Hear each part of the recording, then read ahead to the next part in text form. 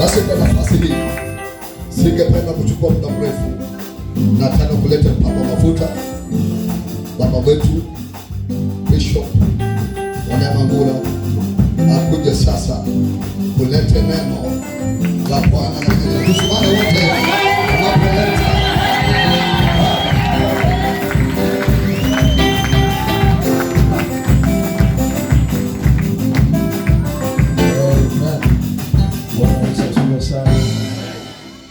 happy to be in the house of the Lord. Psalms 122, David said, I was happy when they said unto me, let us go to the house of the Lord. Are you excited to be in the house of the Lord? Yes. Well, let's also your side. Let's appreciate our host. God bless you so much. Let's appreciate our wonderful praise and worship today. Hey. Let's appreciate the sound man, the projection, all the section. Basi naomba karibu kiti tuendelee. Bwana bariki sana. Nimewapenda sana na nimefurahi kufika mahali hapa. I'm also happy to see men of God in the house, women of God in the house, our leaders in the house. Asanteni sana. Nimetoka mbali, Ewaso kidogo ndio nimetokea, mvua nyingi, a lot of things, lakini nimepasua hizo terrains ili niwe mahali hapa kwa Bwana. I really wanted to be here in time. I wanted to be here by 5 or 6. Lakini hizo terrains huwezi kimbia. You know, utamaneuver your way carefully, at least ufike. So I want to thank God. My daughter, huyo wa projector nimekuletea kijana huyo ili akusaidie kidogo. Asante. Si kwamba haujaweza, you are very good. But we just need you to be more good. Amen. Asante sana. Tunaendelea ndio hiyo kitu kizuri hapo na inasema breaking what? Limitation. Na tunaamini kwamba Mungu wetu mbinguni atafanya kazi yake leo. Tunasema lazima tuvunje chochote inayokunyima kupaa. Chochote inayokunyima kupaa lazima tuvunje. Lazima overcome. Lazima turuke maukuta. Lazima tupite katikati ya maadui. Amen. Lazima tudili na mawazo ambayo shetani anayokuturoga. As a man thinketh, so is he. Okay? There is what we call a renewal of mind. Romans 12 verse 2. Your mind must be renewed so that you may know that which is good, acceptable, and a perfect will of God in your life. When you know the perfect will, you break forth. Ukijua mapenzi ya Mungu katika maisha yako, basi utaendelea. You must you must know that you may prove what is good, acceptable, and a perfect will of God in your life. Bwana Yesu asifiwe sana. Sasa huyu ni master, anajua mambo na watoto hii atapaa, si ndio? Yes, atapaa ili mambo iwe sawa. Perfect will of God. Ni mapenzi ya Mungu ende katika level zako za wapi? Za juu. Psalms 18:33, there is a place that you are supposed to be. Higher place is your portion. Higher place is your portion. Psalms 18:33. What does the Bible says? He makes my feet like hind feet, and set me on my higher places. Ni wangapi wanataka kwenda the higher places? Hebu sema naenda higher places zangu. Katika career, Mungu akushift uende higher places. Amen. Kiroho kama mchungaji, higher place. Praise the Lord. Kuna sehemu yako ya juu. Hebu sema kuna sehemu yangu ya juu. Nitaenda hiyo sehemu yangu ya juu. Habakkuk 3:19, kumbuka hiyo tu na kukumbusha, ni ile inaitwa introduction, ni kufanya tu hata wale ambao ni wageni waingie kwenye mtandao wetu. Amen. Amen. Habakkuk 3:19. The Lord is my strength, so I don't need strength from other places. The Bible says he will make my feet like deer's feet, and he will make me walk on my high heels. There are higher places that you need to go. Higher places that you need to go. I am not yet there as Bishop Mangura. I still want to rise higher and higher. Isaiah 61, arise, shine, for your light has come, and the glory of the Lord has risen upon you. Amen. And when that glory manifests in you, people shall see it and wonder the goodness of the Lord in your life. And we say, amen. Hallelujah. Philippians 3:12, I'm not yet perfect, but one thing I'm doing, I forget 2019 because I'm going to 2020. Am I talking to you? I press on to my mark of higher calling in God. Press on in the name of Jesus. Refuse to be stopped. Refuse to be resisted. Refuse limitation in your life. Ambia mtu amuka ukatae vitu katika jina la Yesu. Amen. Si amuke kimwili, amuke kwa usingizi. Mwambie amuka ukatae vitu. Lazima uchuchumie uende katika level zako za juu ambao Kristo Yesu ameshakuwekea. But I press on that I may lay hold. Verse number 13. This man of God is talking. Brethren, I do not count myself to have apprehended. But one thing I'm doing, I forget the past. Najua kuna watu wanaringa na past. Na kukaa tu kuzungumza mambo ya past. Mambo ya past. Kaka irugu hapa.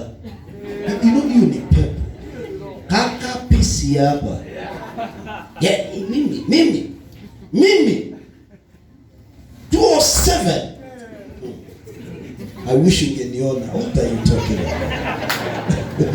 What are you talking about? This great apostle is talking about, I'm not just glorying on the past. Future is full of things. Jeremiah 29:11. I know the plans I have for you, not for disaster, but for prosperity and the future you offer. So there's a future for you, and there are a lot of things that Christ have held for you to go and possess. Somebody say amen. Basi tuende key number 2 ambao basi tunaingia katika mambo ya kuvunja vitu. Kuvunja vitu. Hebu tuingie katika First Chronicles chapter number 4 verse 9. First Chronicles today, that's a scripture of the day. Ili ilikuwa appetizer.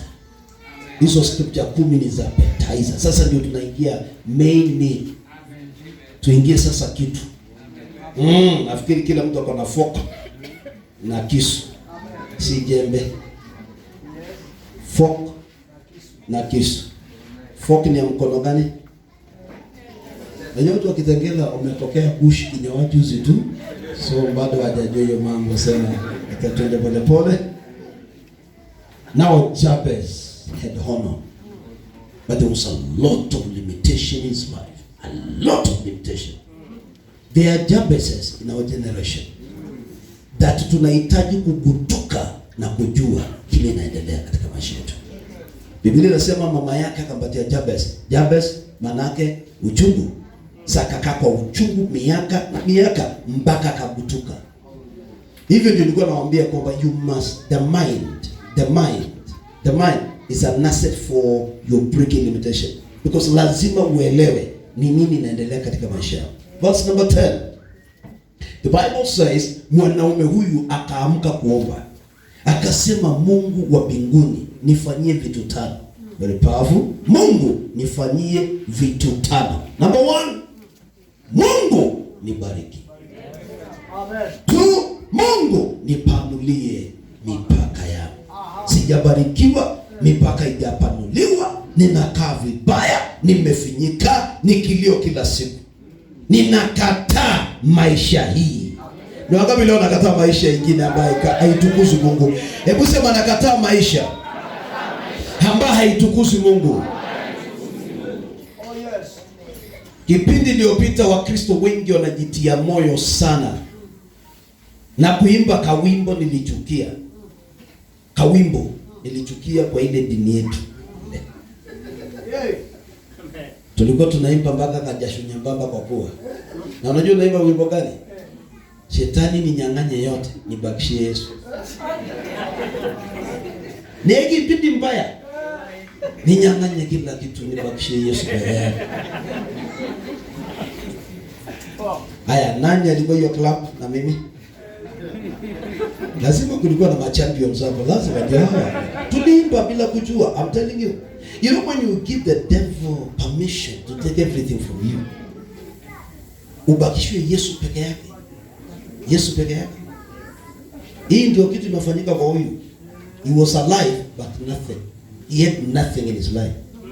You need to exist but powerful. Don't merely exist. Exist heavily. Mega existence. Angalia mtu mwambie wacha kubahatisha kuishi. Ishi vizuri. Bwana Yesu sio sana. Akasema Bwana, naomba mkono wako uwe juu yangu. Mkono wako uwe juu yangu. Asema Mungu, niondolee matatizo na uchungu. Hizi vitu niondolee Mungu. Niondolee. Biblia inasema nini? Naye Mungu akamjibu yote. Hapa Kitengela naomba Mungu ajibu kila mtu hapa. Nasema Mungu wa mbinguni akujibu kila kitu. Ni wangapi leo nakataa limitation kama Jabez? Sema nakataa limitation. Sema nakataa roho ya kunilimit. Sema nitapanuka by force by fire. Hebu sema kwa sasa, Mungu nipanulie mipaka yangu. Nipanulie mipaka yangu ya kibiashara. Ipanuke katika jina la Yesu. Ya kiroho ipanuke. Mipaka ya wachungaji ipanuke katika jina la Yesu. Toka kwa kijiji, ingia level ya county, ingia national, ingia kimataifa katika jina la Yesu. Mipaka. Unahitaji mipaka yako ipanuliwe. Na mkono wa Mungu uwe juu yako. Ni mkono wa nguvu wa kukuwezesha. Mtumishi anasema the Lord is my strength. Kwa sababu ni mkono wa Mungu uwe juu ya mtu huyu. Biblia inasema naye Mungu akamjibu chochote aliye request. Akamjibu kila kitu. God granted unto Jabez whatever he requested. Nasema chochote utamrequest Mungu leo 2020 uko nayo by force by fire. Ili limitation. Hebu andika hii. Answers to prayer break limitation. Answers to prayer break limitation. Andika ingine. Delay of prayer bring limitation. Delay of prayer. Every time somebody's prayer delay, you'll be bound for years. You remain in the same spot for years. But when God answers prayer, there is a shift. Una shift. Unaenda another level katika maisha yako. Huyu akajibiwa. Huyu ameenda. Na ni wangapi wanataka Mungu awajibu hapa? Sincerely na kusema Mungu nijibu, nina maombi mingi kwa roho yangu. Hebu sema amen. Leo naomba Mungu akujibu maombi yako timely at the right time. May the Lord answer your prayer at the right time. Hebu sema amen. Basi ndio funguo ya pili. Jana funguo ambayo inapigana na limitation ya kwanza ni maono. Very powerful. Maono. Hakuna mwanadamu mwenye maono ambaye ni prisoner. Hakuna prisoner mwenye maono. Na ndio maono ilimtoa Joseph kwa prison na akaenda kuwa prime minister. You cannot be in prison when you have a vision and a dream in life. You cannot be useless with a vision. Huwezi kuwa useless. Na unaanza zero na unaenda mpaka 100%. Kwa sababu ya maono. Am I talking to you? Yes. Amen. Maono ya mtu. Haya, twende ya pili ambayo ni ya maana katika maisha. Inaitwa desire. Inaitwa nini? Desire. Desire ni kitu ambayo hii ni desire kwa nayo. Natamani baraka. Natamani kupanuka. Desire. Sasa shida ya watu wengi ni kutosheka. Pigana na roho ya kutosheka. Contentment. Okay? Unatosheka na kitu kidogo.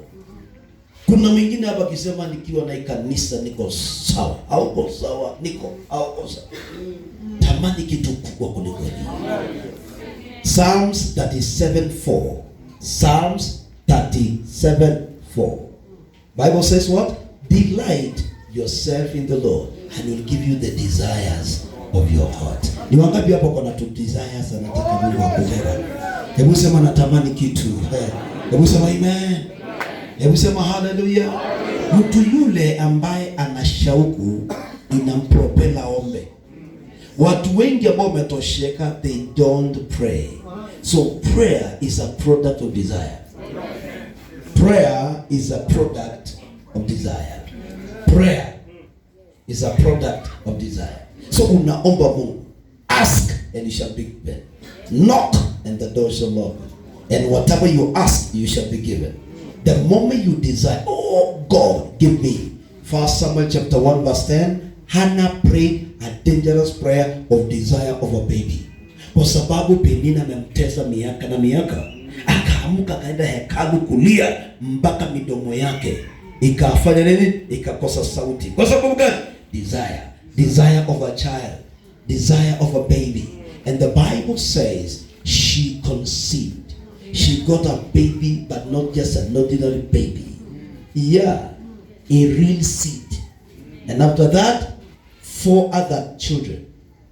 Akawa na watoto 5 kwa sababu ya desire. Kama hangekuwa na desire, angekaa kwa sababu mumewe amemwambia nakupenda kuliko wanaume 5 ama 10. Akasema never, there is a desire in my heart.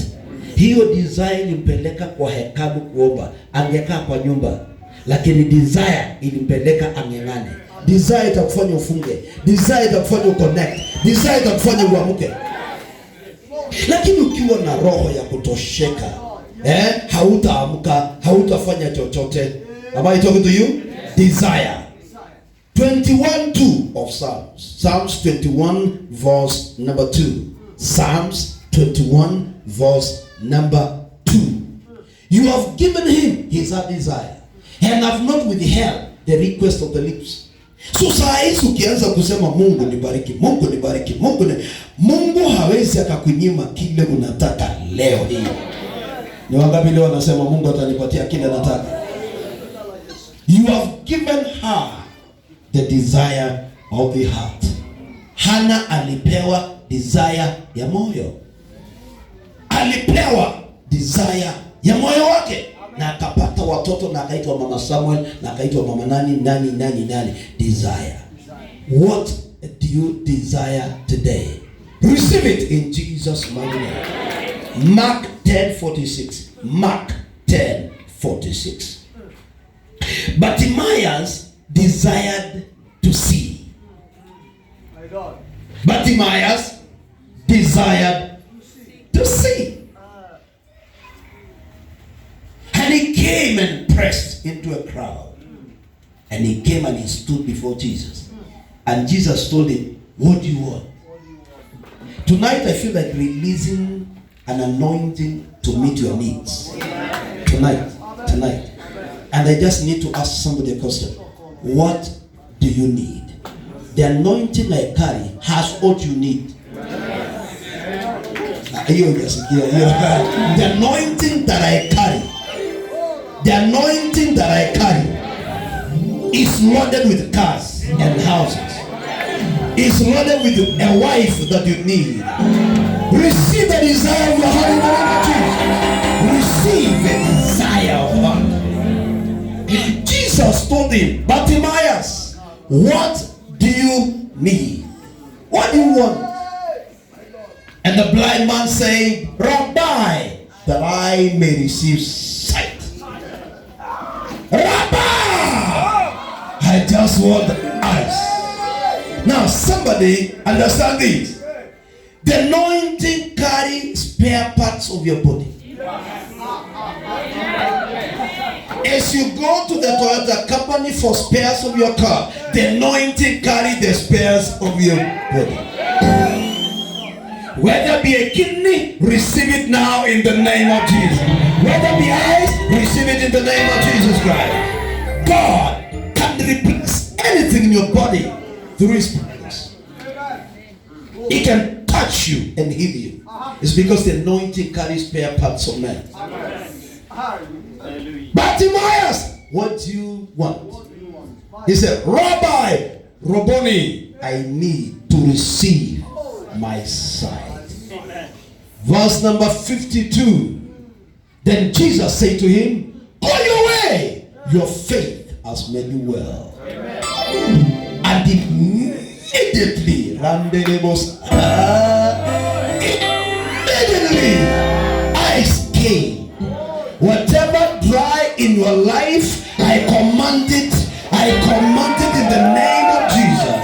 Receive your desire of heart. Receive your heart desire. 2 Kings 2:19. 2 Kings 2:19. Elisha kept on looking and admiring Elisha now, admiring the anointing, admiring the miracles. Remember, they ate 3.5 years together the meal that Elijah did a miracle. He did a miracle and they ate the unga futa for 3.5 years. Na jamaa kwa tu area because ni amabera wake. So akaona hii mafuta, hii anointing. Akatamani.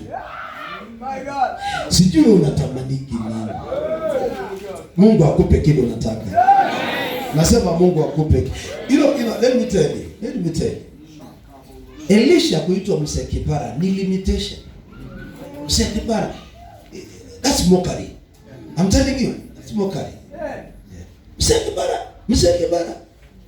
Do you know mkubwa wako anachukuliwa? Do you know? Anasema ninachua lakini inawahusu nini? Ni mzee. Huyu mzee nitamfuata mpaka mwisho. Wakafika mahali 19, Amen. Do you know the situation? No. Sorry. Nime quote kivingine. Ebweka chapter 2 verse number 5. Ebu tuanze 5. That's where we can get that. So that we can understand very well. Because this one is when he went to hit the waters. When he is already anointed of the Father. Glory to God. Amen. He went to Jericho. Glory to God. Now let's jump to 10. Let's go to 10. Are you there? What does the Bible say? 10. So he said, you have asked me a hard thing. But when you see me gone, you shall receive what you desire.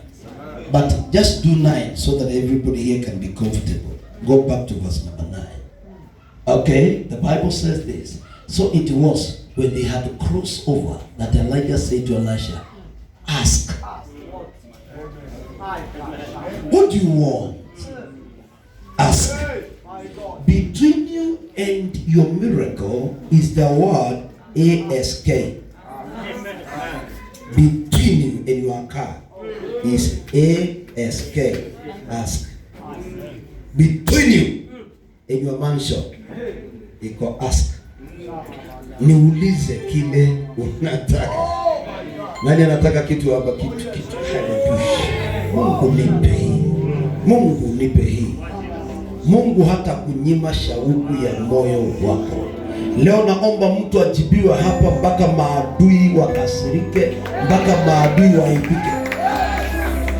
Wacha nitabirie mtu ambaye ana masikia kiroho saa hizi. Kuna kitu Mungu atakutendea itaibisha maadui wako 2020. Kuna kitu Mungu atatenda. Maadui wako wataibika mwaka ujao wa 2020. Kwa sababu gani? Wameongea kutosha kukuhusu. Na kuna majibu utajibiwa na Jehova aliye juu, ambaye yeye si mwanadamu, yeye ni Mungu aliye juu. Nasema Mungu akujibu kwa moto. Nasema tena Mungu akujibu kwa moto. Salimia watu watatu, mwambie Mungu atanijibu mpaka maadui washangae. Nitajibiwa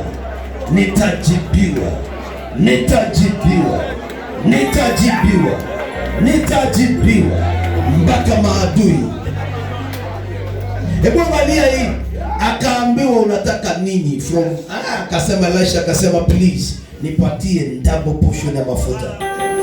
Nipatie double portion. Alafu akamwambia nini verse number 10? Umeuliza kitu kubwa, lakini macho yako ikifunguka leo utapokea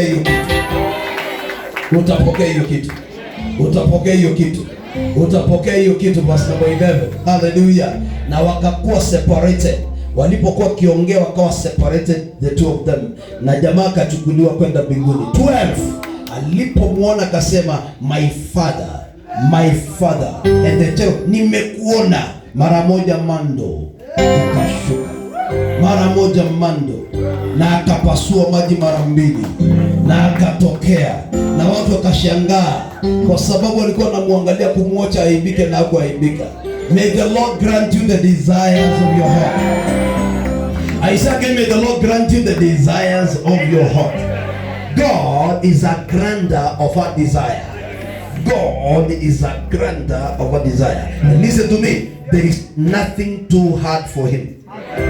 Nothing. Come on, nothing too hard for my God. Nothing too hard. Nothing too hard. Do you need an American visa? Nothing too hard with God. Do you want to travel out of Kenya? Nothing too hard for God. Do you want promotion in your life? Nothing too hard for you.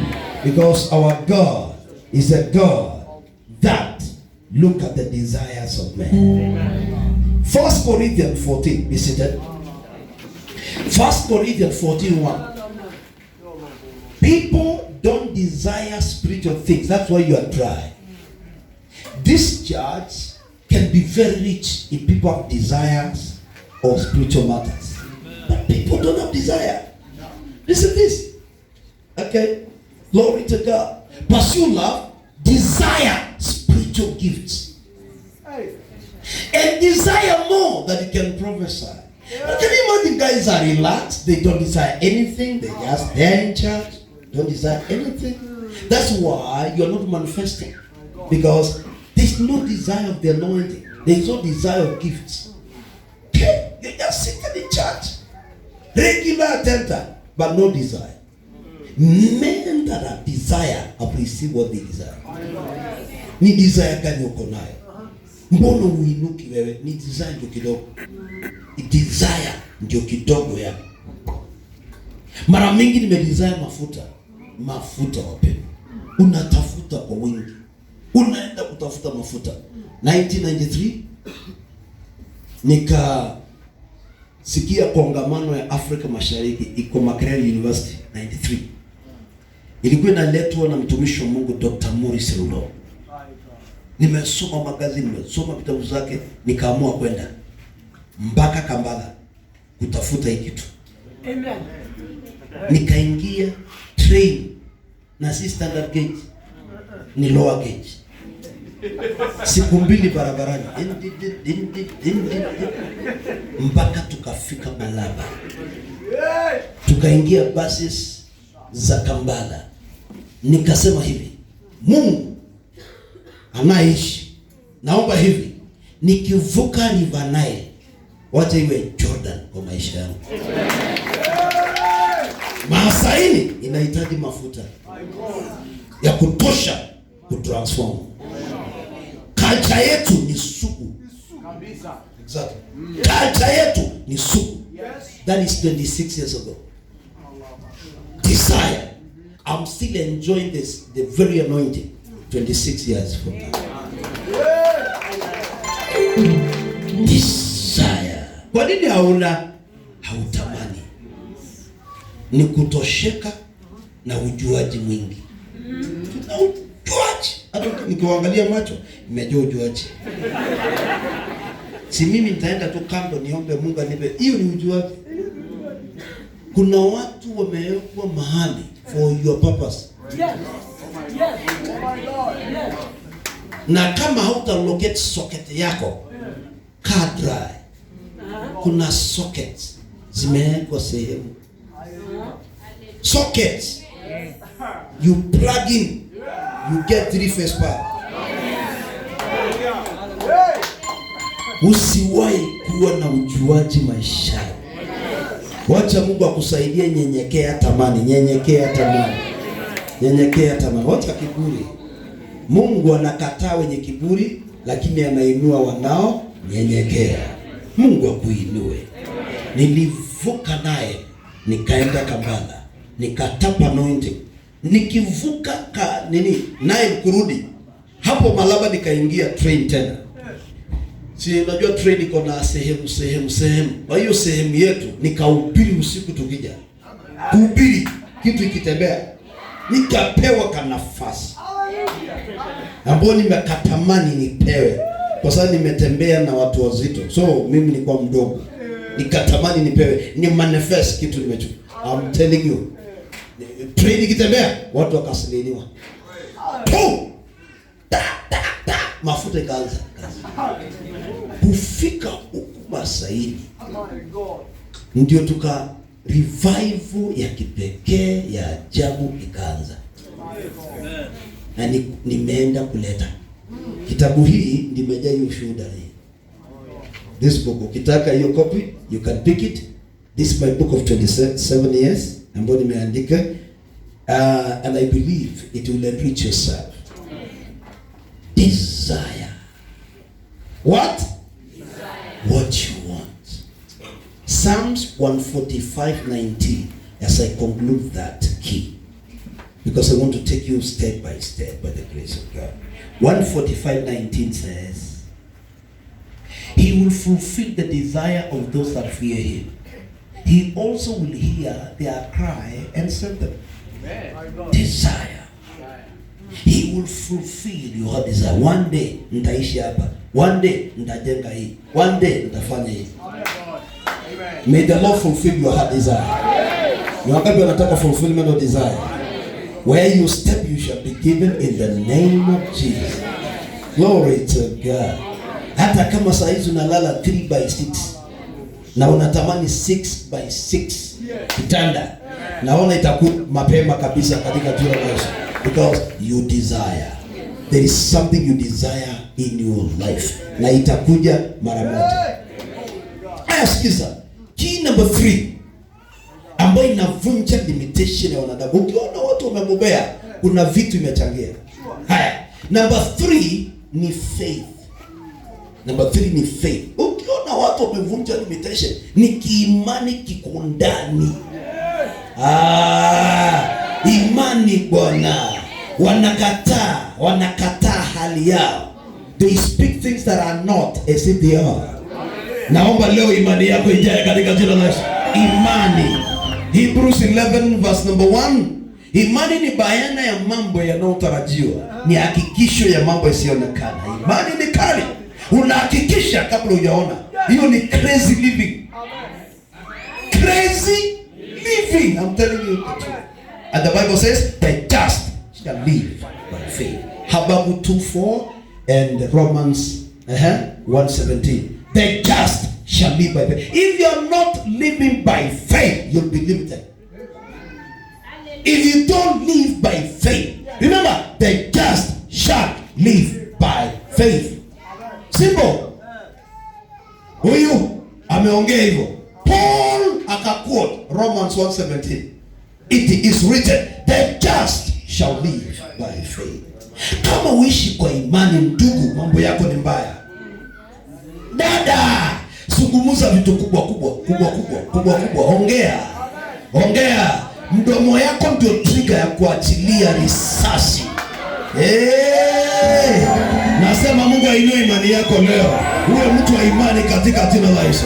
Hebu sema amen kama unaamini. Sema amina kama unaamini. Imani. Ni bayana ya mambo yanayotarajiwa. Ni hakikisho ya mambo, ni bayana ya mambo yanayotarajiwa, ni hakikisho ya mambo yasiyoonekana.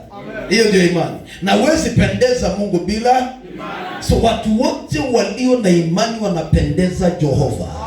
Mungu anapenda watu wenye imani. Nasema pokea uwezo wa kupendeza Mungu. Unafanya mambo kwa imani. Hebu sema amen. Sema hallelujah. Amen. Glory to God. When you read in the Bible,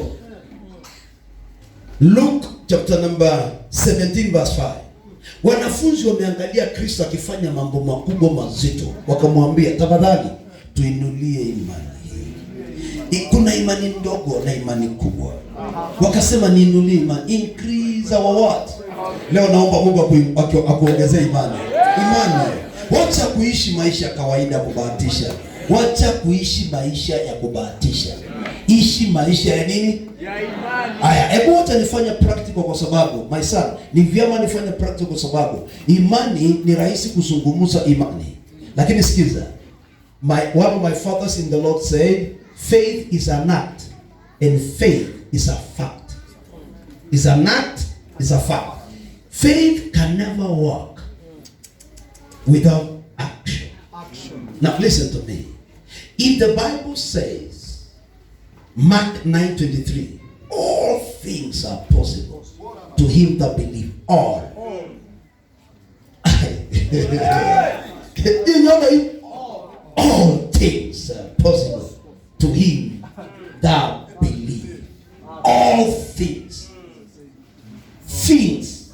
Angalia mtu mwambie mambo yote inawezekana kwa yeye peke yake anaamini. Peke yake. Yeye peke yake anayeamini. So unapoamini, hebu endelea verse number 24. 24.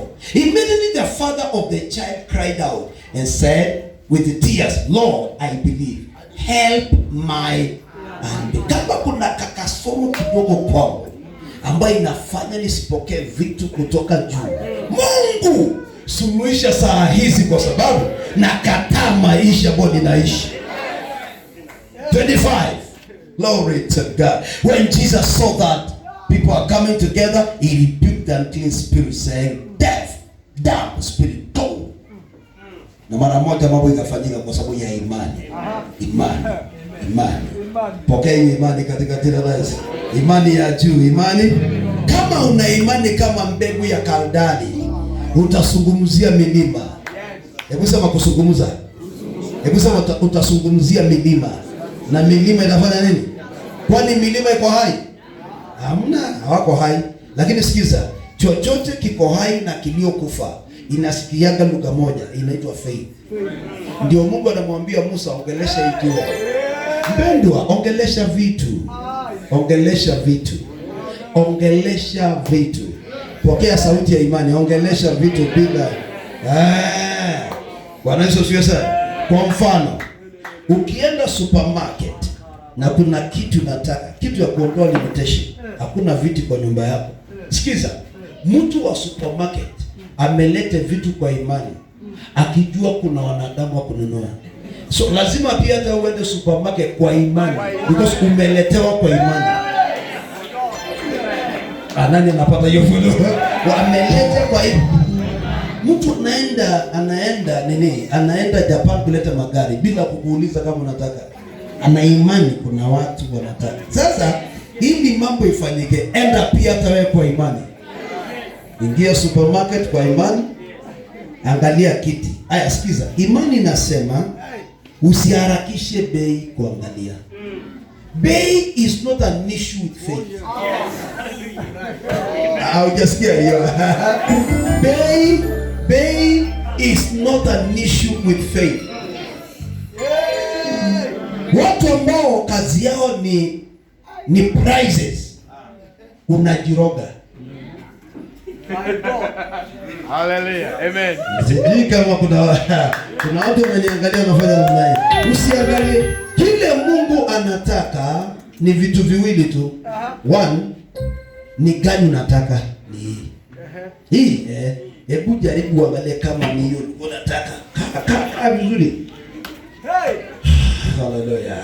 Unakaa namna hii alafu nasema ndio hii. Ndio hii.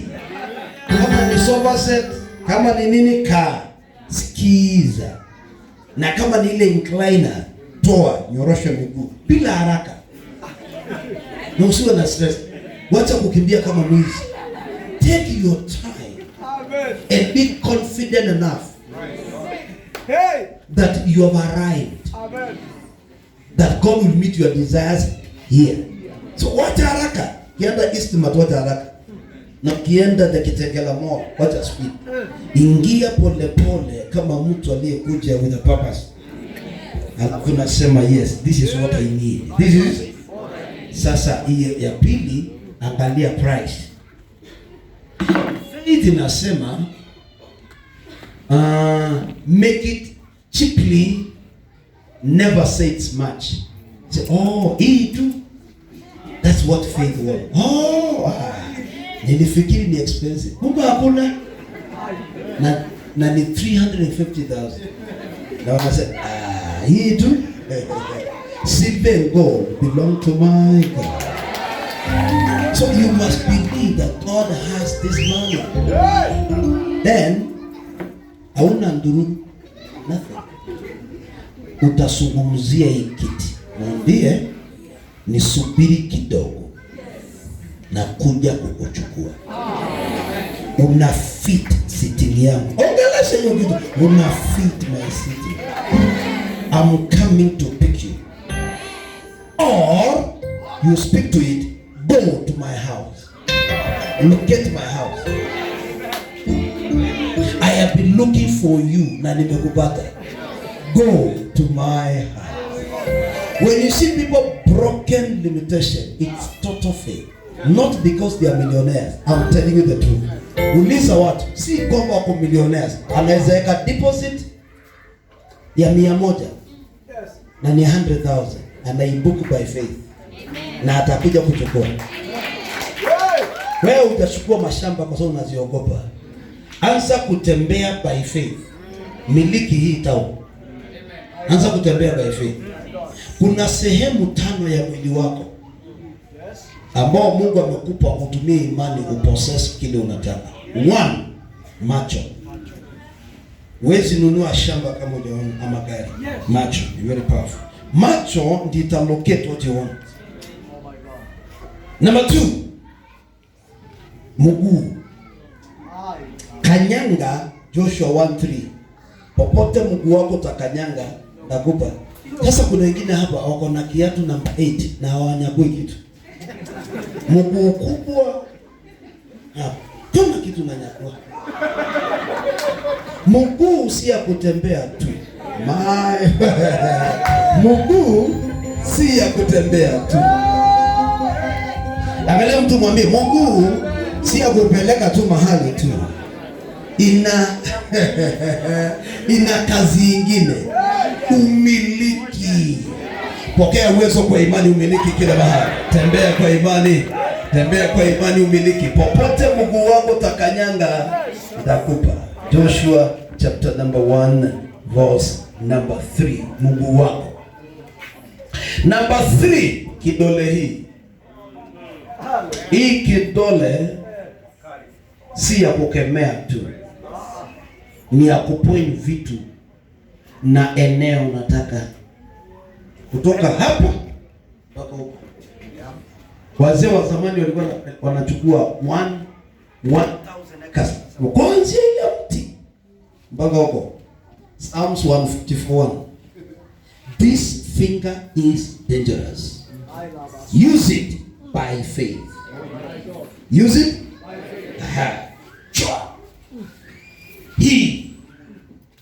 He. Psalms 144 verse number 1. 144 Psalms. He trains my hand for war and my finger to fight. This finger is dangerous. Nyosha. Nikapitwa na kigari maisha. Kigari kalipita. Nilikuwa na ile Peugeot. Si unakumbuka hiyo Peugeot? Yes.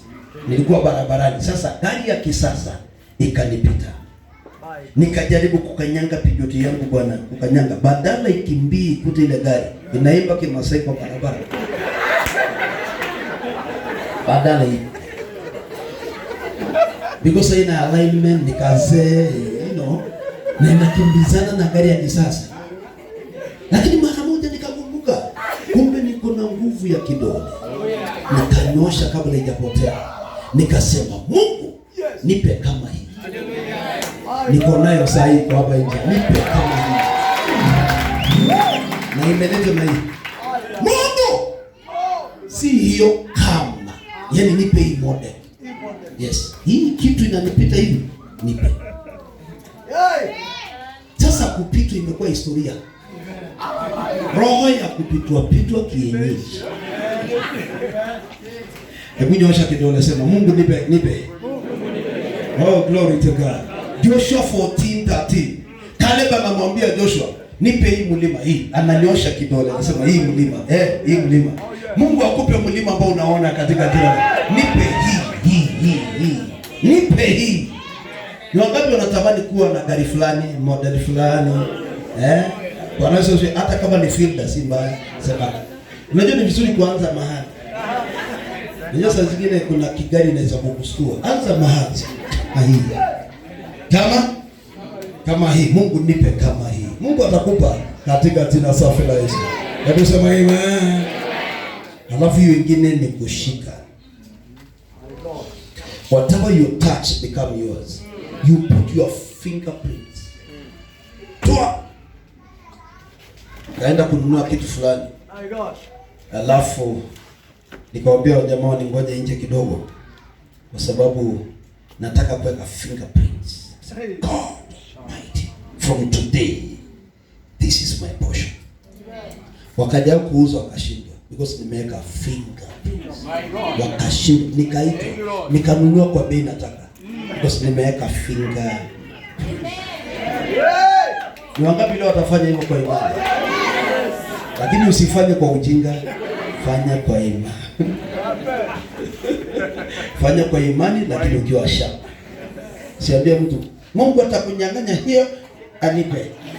Hiyo sasa hapo umepoteza network. Lazima uwe na hekima na imani pia inafanya kazi. Ama itoka kusoma haya. Ni wangapi leo wanajua kila kitu ni yao hii dunia? Psalms 24 verse number 1. The earth and everything thereof belong to my God, and I'm a child of God. Whatever I ask my Father, He will give to me. Anasema ukimuuliza mkate hata kupatia jiwe, ukimuuliza samaki hata kupatia kobra. Mungu ni Mungu anayepeana vitu ambavyo unataka. Wewe ni mtoto wa Mungu na kila kitu ni yake. Nasema tena kila kitu ni yake. Ni wangapi wanaamini ni matajiri hapa? Utachukua chochote unataka, hata mataifa. Mimi nimepossess vitu, nimepossess everything through faith. Faith is dangerous. Wewe dharau watu na upuuza watu, lakini usiwahi puuza mtu wa imani. I'm telling you, puuza watu. Lakini usiwahi puuza mtu wa imani. Is one of the most dangerous persons on earth. Mtu ambaye anasimamisha jua. Joshua anasema jua simama. Hai? Mawimbi tolea. Faith. Hai? Faith. Samaki toa pesa yangu. Hebu sema imani ya kutisha. Sema imani ya kutisha. Hebu sema kuanzia leo nakataa kuwa kawaida. Nitaoperate na faith ya juu. Angalia your neighbor, mwambie kuanzia leo ukiona mambo imeanza kuwa mengine, ni imani imenijaa. Na nikiongea tena mambo mazito, wacha kutia maji imani yangu. Wacha mambo ifanyike katika jina. Wacha mambo ifanyike. Chochote iko duniani ni ya Mungu aliye juu. Chochote ni ya Mungu na mimi ni mtu wa Mungu. Amasa. Matthew 7:8. Matthew 7:8 inasema huwezi uliza mtu kitu na akupe opposite. Ni wewe ndio ujui chochote unauliza. Matthew 7:8. Ni wewe ndio ujui nini unauliza. Na leo ni siku ya kuuliza vitu kwa imani. Pata. Hata kama umechelewa utapata. Roho ya kuchelewa. Imani leo itaachilia. For everyone who asks receives. Everyone. Mbona nauliza? Hebu enda 9. Sikia. Or what man is there among you who if his child asks bread anampatia stone? Mtoto yako. Our God is like that. 10. Or if he asks for a fish, he cannot give a servant. 11. If you then, being evil, know how to give good things and gifts to your children, how much my daddy? How much my daddy? How much more will your Father who is in heaven give, underline in your Bible, good things, not second hand. Do to them who does what? Ask by faith. today, your limitation is broken by receiving. Everybody that receives limitation is broken. Mungu akikujibu saa hizi, si roho ya matatu inaisha? Yes. Nimeingia bus my brother, KBS ile ya zamani, ile ya madharau. Nikaingia pale mahali panaitwa inaitwa nini? Inaitwa Nairobi, bus station ya Nairobi inaitwa Railways. Nikaingia bus bwana. Ile foleni ambayo ilikuwa inapiga laini mpaka mnaonana hapa. Nazunguka. Kumbe huyu jamaa mko pamoja na safari mrefu. Nikaingia bus lakini sijapata kiti, nimesimama. Nimeshika kiti namna hii. Nikafinywa. Mpaka sasa naangalia kwa dirisha. Kuna kimama kimenikalia hapa. Kuna kitambi ya kimuzee mwingine kimenalia hapa. Na kuambia ikifunga break mnachanganywa kama keberi. Wakati kwa jam katika Uhuru Highway tukaangaliana na jamaa ambako peke yake kwa gari na music peke yake na safety belt. Na mimi niko tukaangalia macho kwa macho. Akaniambia mambo, nikamwambia bwana. Wote ninaumia. Halafu mara moja nikasikia kitu imekuja. Mungu, si siku moja hata mimi niendeshe kama mtu. Siku moja. Mungu nitoe kwa hii basi. Siku moja niendeshe kama. Sikiza, kama. Sio gari yake, kama. Kaomba maombi. Na bado nafinywa. Maombi ya desire na ya imani. Can you imagine? One day ilikuwa Uhuru Highway, same. I was alone na safety belt, nasikiza music kwa gari yangu. Can you imagine? Can you imagine? Believe my words. I'm telling you the truth. Gari kasimama tu chini ya KBS. Kufanya hivi, kuna mtu ananiangalia na mimi. Ile mawazo yangu ikawa rewind. Do you remember what you asked? Amen. Nilinama. I'm telling you pastor the truth. Machozi kanitoka. Amen. Kumbe sijawahi shukuru vizuri. Nikainama. Kasikia kitu kimenilikia. Kumbe God can answer prayer. God can answer prayer.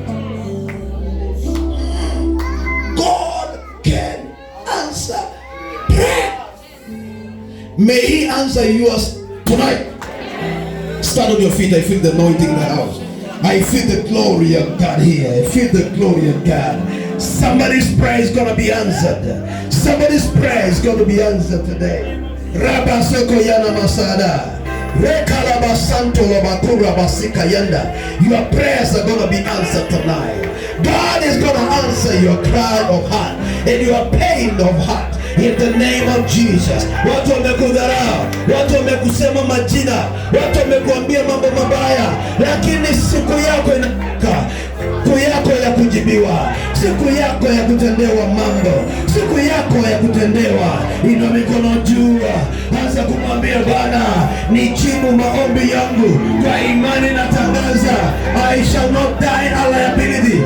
I refuse to be down. I refuse to be useless in my life. In the name of Jesus. Endelea mwambie Bwana, inulie imani kama ya manabii, imani kama ya mitume, imani kama ya Kristo. Niinulie imani kuanzia leo. Nina shauku ya moyo, kuna kitu natamani maishani. Kwa imani tangaza, kwa imani nasema, 2020 napokea. Baba Yeke andabasaka kama Jabesi anointing. Mungu akujibu maombi. Mungu akujibu ya maombi. Mungu akujibu ya maombi. Mungu akujibu ya maombi. Mungu akujibu ya maombi. Mungu akujibu. Mungu akujibu. Mungu akujibu. Anointing, anointing, anointing. There is something flowing.